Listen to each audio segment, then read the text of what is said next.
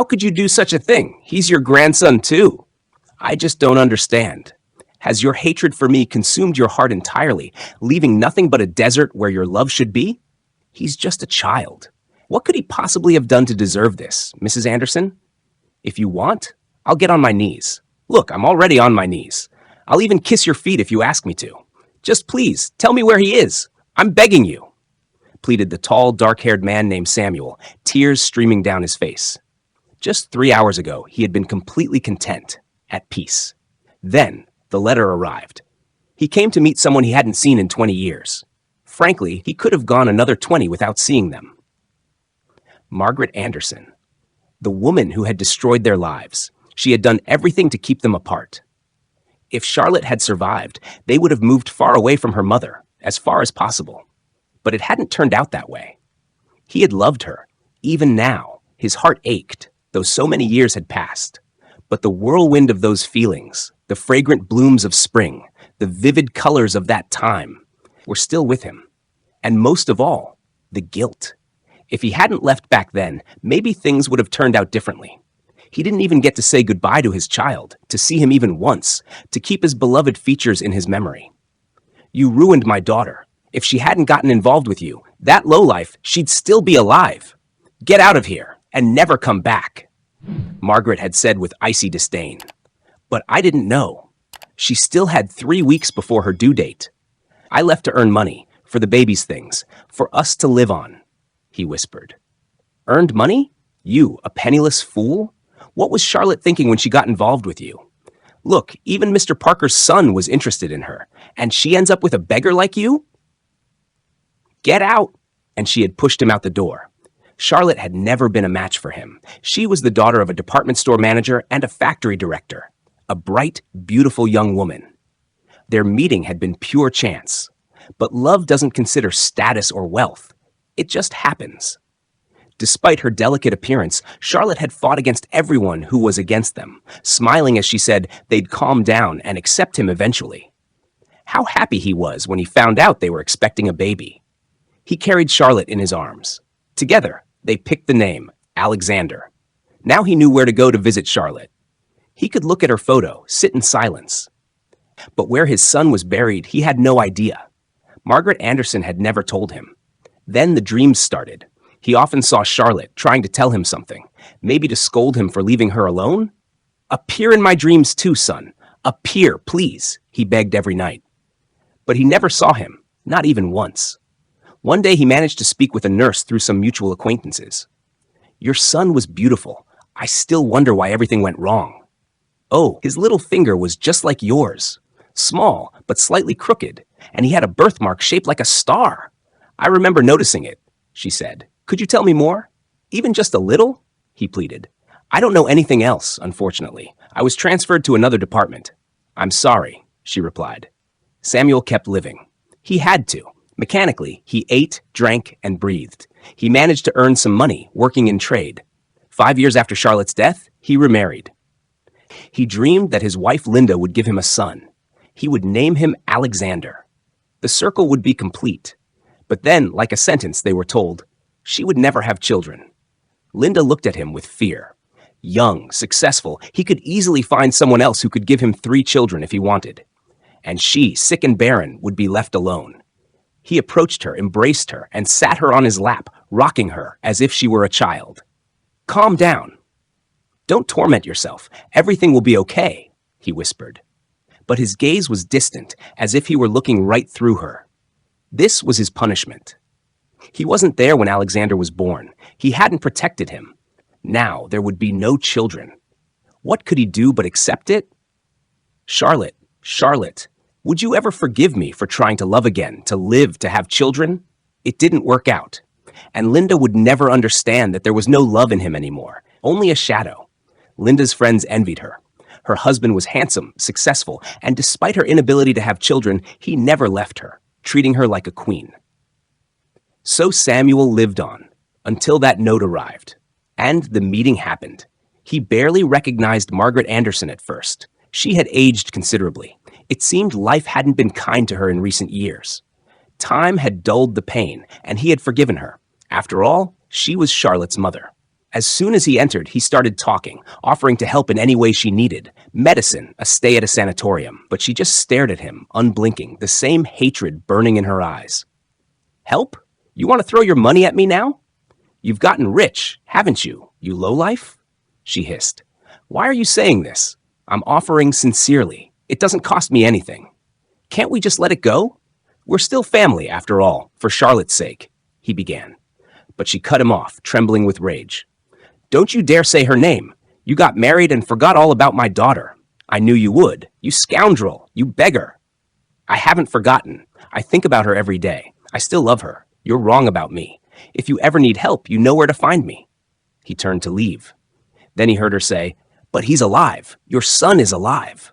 Bitter, vengeful words meant to hurt. She was just saying it to spite him, to get under his skin. He should leave, he thought. But his heart lurched, his soul awakened. In an instant, he was back beside her, pleading, begging, and she just laughed. She hadn't spared anyone, not even her own grandson. How could this happen? How does hatred overflow, drowning all that is living and loved? Where is he? Please, I'm begging you. I just want to see him, even from a distance. Just to know he's happy, that he's all right. Is there no humanity left in you at all? Samuel pleaded. She didn't say anything, just laughed that mad, bitter laugh. That's when he decided she must have lost her mind, and she had made it all up. For the first time, he told his wife the whole story, about Charlotte, their son. Linda listened silently at first. Then she burst out, We have to find him, Sam. What if she's telling the truth? We have to try. I think she's just doing this to torment me further. What kind of grandmother would give away her own grandson? I don't believe it, he said, sitting down, his head hanging in despair. But what if it's true? I just don't understand why she would do such a thing. Linda responded. She wanted revenge. For 20 years, I didn't know my son was alive, that he was handed over to strangers. He has a distinctive finger. I'll recognize him if I ever find him. What a vile woman, Samuel said, standing up with determination. But the search yielded nothing. Another 10 years passed. He paid money, tried to track down people who might have been involved. He visited orphanages. Nothing.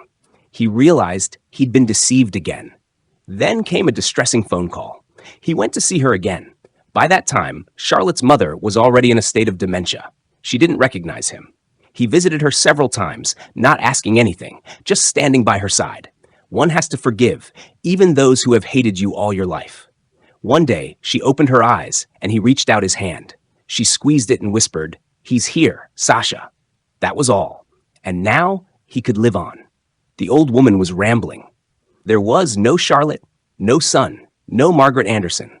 But he had to keep living. For his wife. For the hope that one day, if not in this world, then in the next, he would find his son and hold him close. Just to recognize you, son, Samuel whispered as he left the room. That day, his friend invited him over to the country house, asked him to bring some firewood.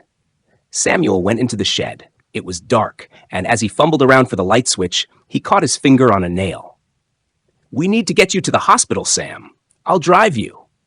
The corridor was packed with people waiting, but a spry old lady, seeing the blood-soaked bandages on his outstretched hand, quickly decided, Let him go ahead.